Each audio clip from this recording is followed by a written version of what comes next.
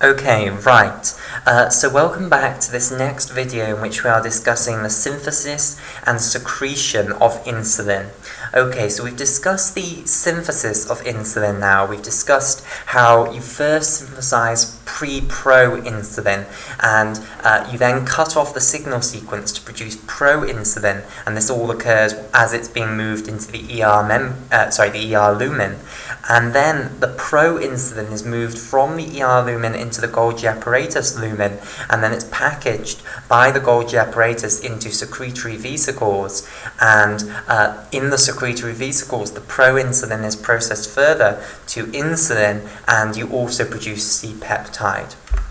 Okay, so we now want to discuss how an increase in blood glucose is going to cause the release of insulin from the beta cells of the islets of Langerhans. Okay, so basically, let's assume that blood glucose has gone up. Okay, so we start off with the initial scenario, which is that blood glucose has gone up. Maybe you've just eaten a meal, basically. Okay, so what's going to happen? Well, basically the beta cells of the islets of Langerhans, so let's let this be a beta cell of the islets of Langerhans, they have a protein in their cell membranes, and this protein is known as the glucose transporter 2. And for short, the glucose transporter 2 is called GLUT2. So this is short for glucose transporter, so that's what the T is for, and then it's the glucose transporter 2. Okay, so let me colour this in.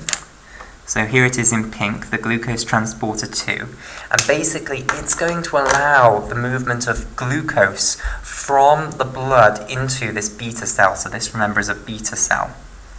Okay, so when blood glucose goes up, more glucose will be coming into the cell through these glucose transporter 2 proteins, and therefore the glucose level within the beta cell will go up. So glucose within the beta cell goes up.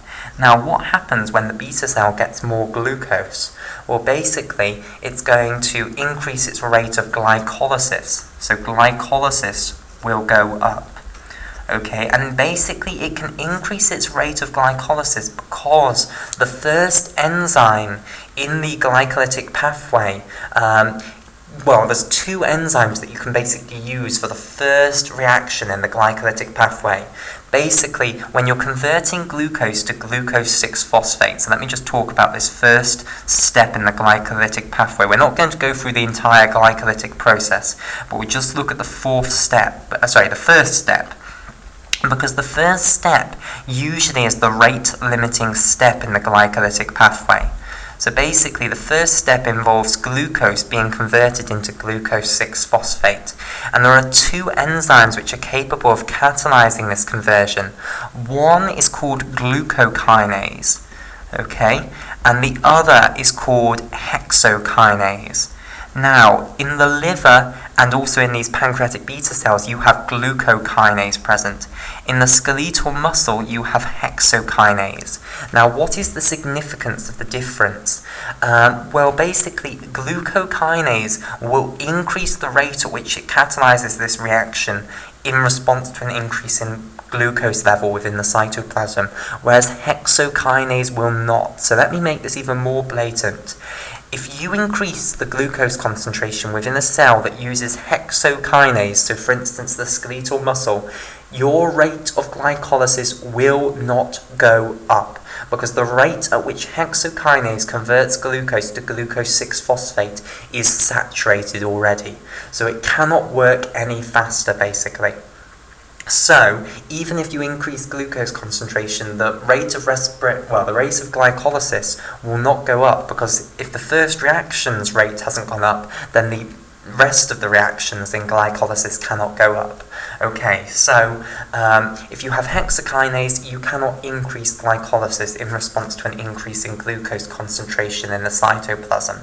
Whereas if you have glucokinase, glucokinase isn't saturated at normal glucose concentrations. So basically, it will increase the rate at which it converts glucose to glucose 6-phosphate in response to an increase in glucose concentration, and then all of the other reactions in the glycolytic pathway will also increase, so overall the rate of glycolysis will go up. So that's the significance of the pancreatic beta cells having glucokinase rather than hexokinase, catalyzing this first step in the glycolytic pathway. So, basically, when glucose concentration goes up in the cytoplasm of the cell, that means that the glycolytic pathway's rate will go up. So what does this mean? Well, what does glycolysis result in the production of? It results in the production of adenosine triphosphate. So basically, the level of ATP within the cytoplasm of the beta cell is going to go up. And this rise in ATP is what's going to trigger the release of insulin. And I now want to talk through how. And basically, there are two major mechanisms that I'm going to discuss. Firstly, ATP is going to lead to a depolarization of the electrical potential of the membrane of the beta cell. Okay, and I'll discuss exactly how in a moment. And this is going to lead to the activation of voltage-gated calcium channels, which will allow a calcium flux into the cell. In addition, ATP is going to activate a certain form of phospholipase A2 enzyme, which is going to result in the breakdown of phosphatidylcholine within the membrane of the beta cell into lysophosphatidylcholine and, importantly, arachidonic acid. This arachidonic acid is then going to be acted on by the enzyme 12-lipoxygenase to produce certain products which also promote the release of the insulin vesicles. Okay, so let's discuss these two things in a lot more detail now.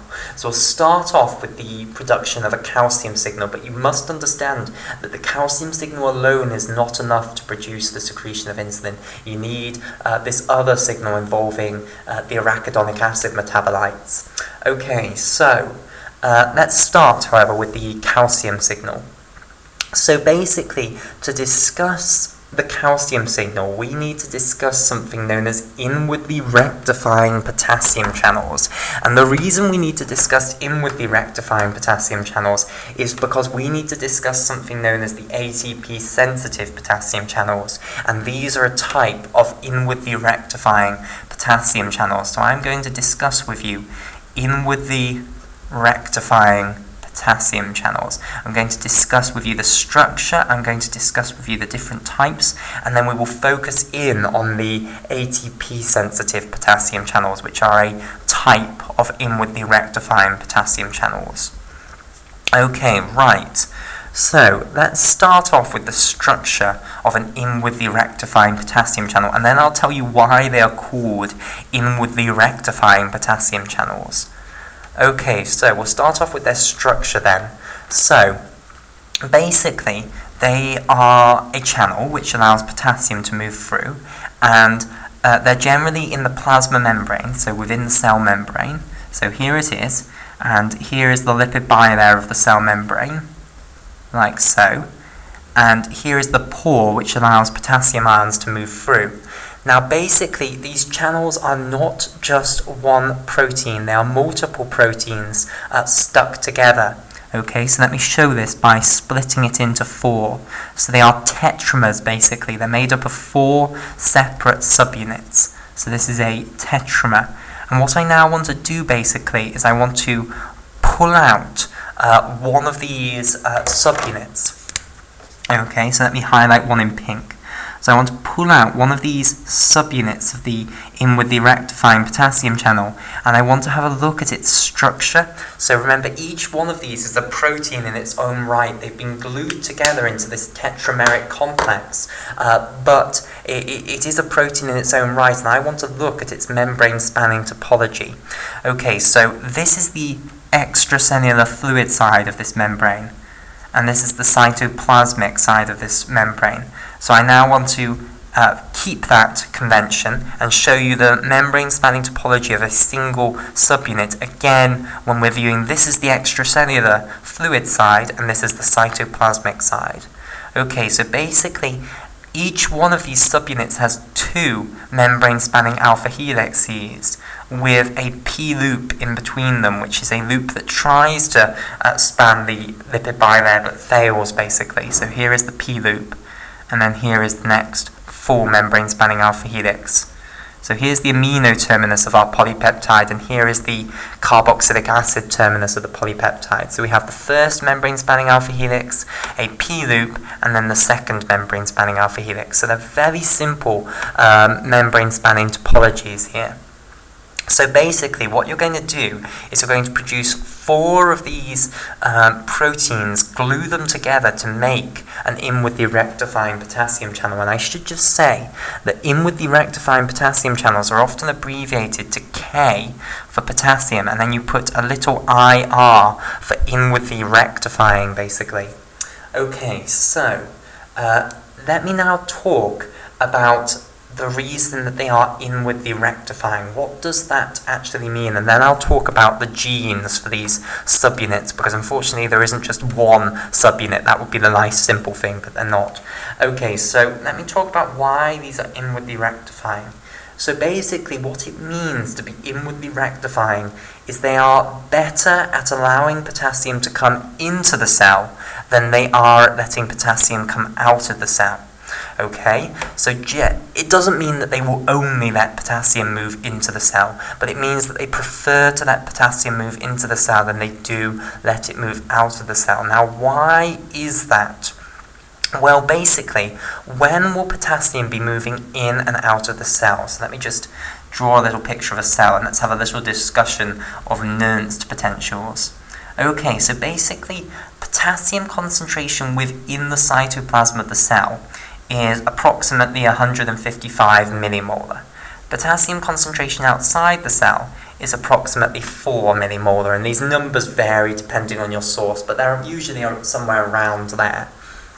Okay, so there is a nearly 40-fold gradient, that's right, isn't it? Yeah, nearly a 40-fold gradient favouring the movement of potassium out of the cell. So the concentration gradient says, you know, potassium, get out of the cell, basically.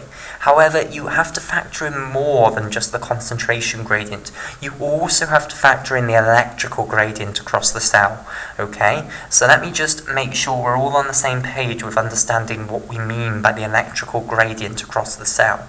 So basically, there is this concept in physics known as an electrical potential, okay? And basically this is a mathematical structure that is designed to help us understand the natural world, okay? So basically what you do is you go to every point of the world and you ascribe it a little real number. And this number can be positive, it can be negative, it can be 0. It can be any real number, okay? It can't be a complex number, it can't have an imaginary part. It has to be a real number, basically. So you ascribe to every point of three-dimensional space a real number.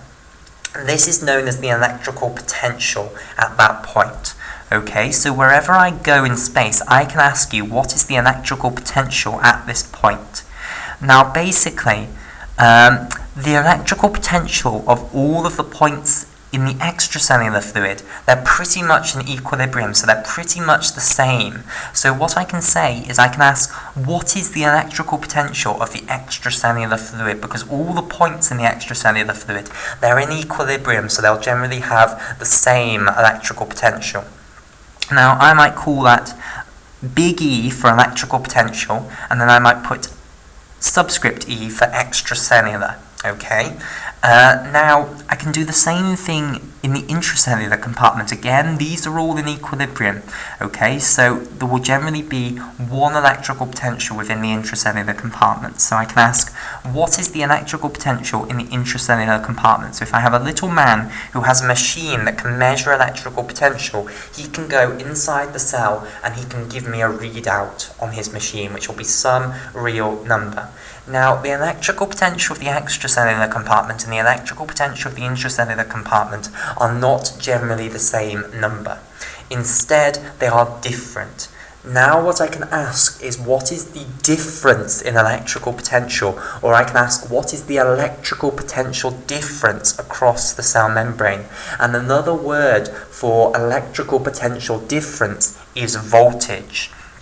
Okay, so I can ask, what is the voltage from the extracellular to the intracellular compartment? So when people talk about the electrical potential difference across the cell membrane, or the voltage across the cell membrane, or the resting membrane potential across a membrane, what they mean is the electrical potential difference from extracellular to intracellular. And it's important that you put a direction. You have to say where you're going from and where you're going to. People often drop this. They assume that you understand that we always mean from extracellular to intracellular. But strictly speaking, you should say the electrical potential difference across the cell membrane from extracellular to intracellular. But people generally drop the from extracellular to intracellular.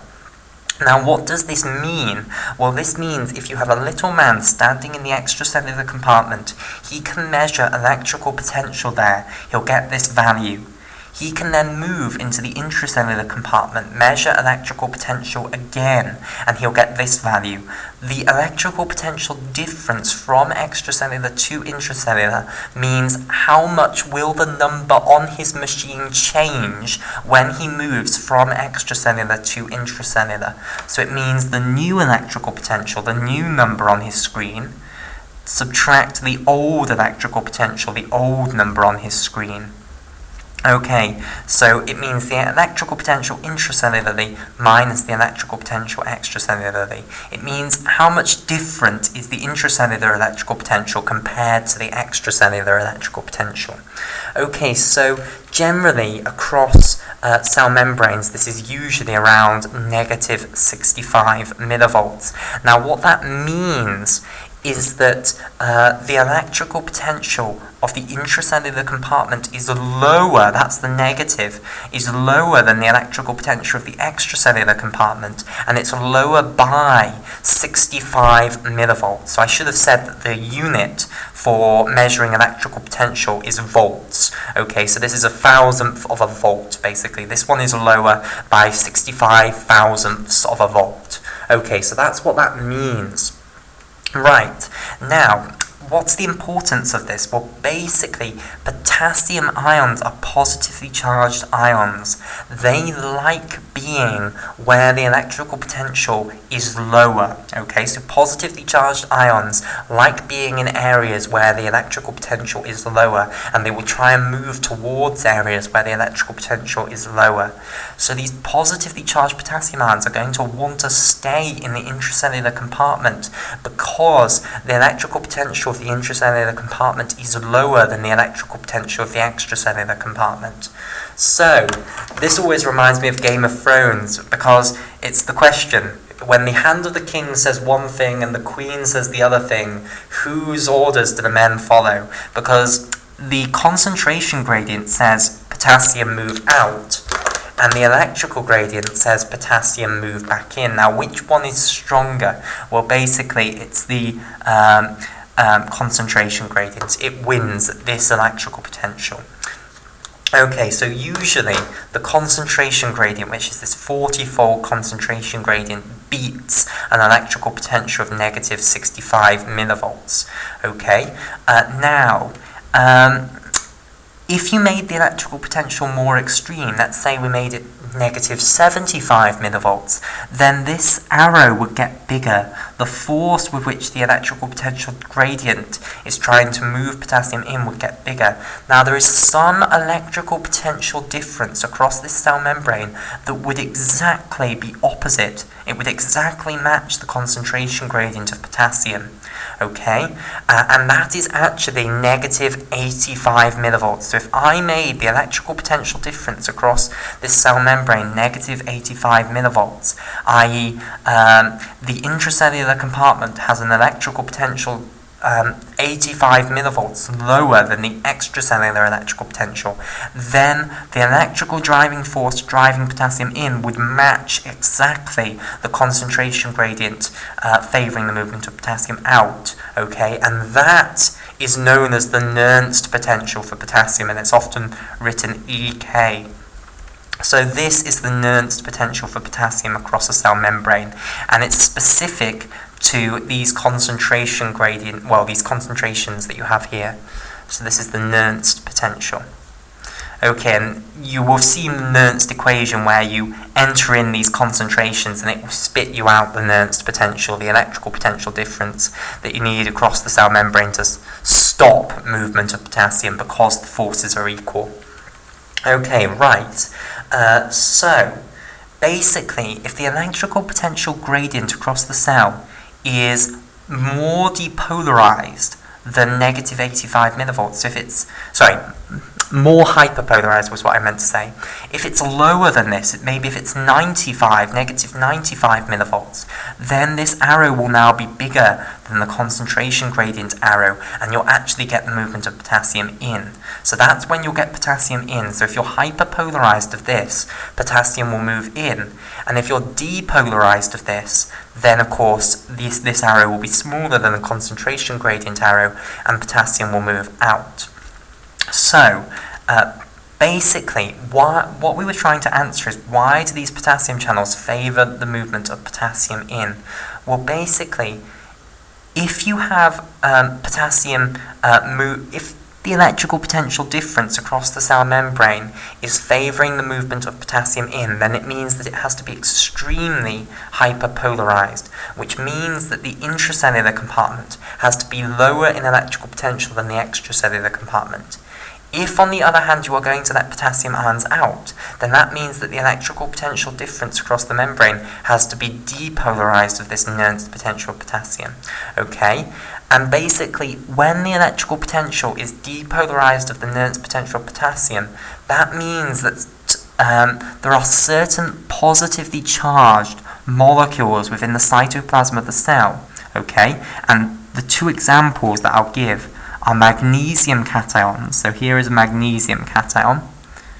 Okay, and there's also structures known as polyamines, which are just molecules which have a huge number of amino groups within them. Okay, and the significance of this is that those amino groups can be protonated, they're bases, they can accept protons, and when they accept protons they'll become positively charged.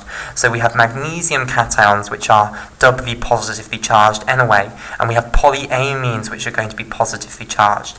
Now these will want to go to the compartment with the lower electrical potential. Now, if you depolarize the membrane, you make the gradient across the membrane smaller. So you make the amount by which the intracellular electrical potential is lower than the extracellular electrical potential lower. So these ions will feel less attraction to the intracellular compartment. And basically what starts to happen is they try and start getting out, and they go through these inwardly rectifying potassium channels, and they get stuck in the middle, okay, and then they block the channels. So, what's the meaning of this? Basically, if you are depolarized of the Nernst potential of potassium, that means that potassium will be trying to move out of the cell.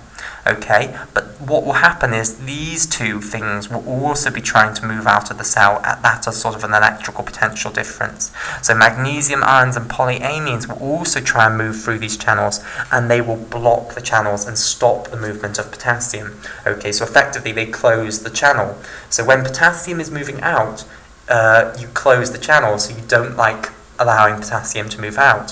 Whereas if the electrical potential difference across the cell is hyperpolarized of the Nernst potential of potassium, i.e. more negative, then these magnesium ions and polyamines, they will really want to stay in the intracellular compartment, because at the moment it's negative 95 millivolts compared to the extracellular compartment. Okay, so they will not be trying to get out, they'll be staying in the cytoplasm, which means they won't be blocking the channel, and then potassium will be moving in because of the electrical potential difference being hyperpolarized of the Nernst potential, which means that the electrical gradient is stronger than the concentration gradient. So that is why these channels favour the movement of potassium in. It's simply because these molecules will block them when the electrical potential difference across the membrane is suitable for allowing potassium to move out. Okay, right. Now we'll continue our discussion of the inwardly rectifying potassium channels and their significance for insulin release in the next video.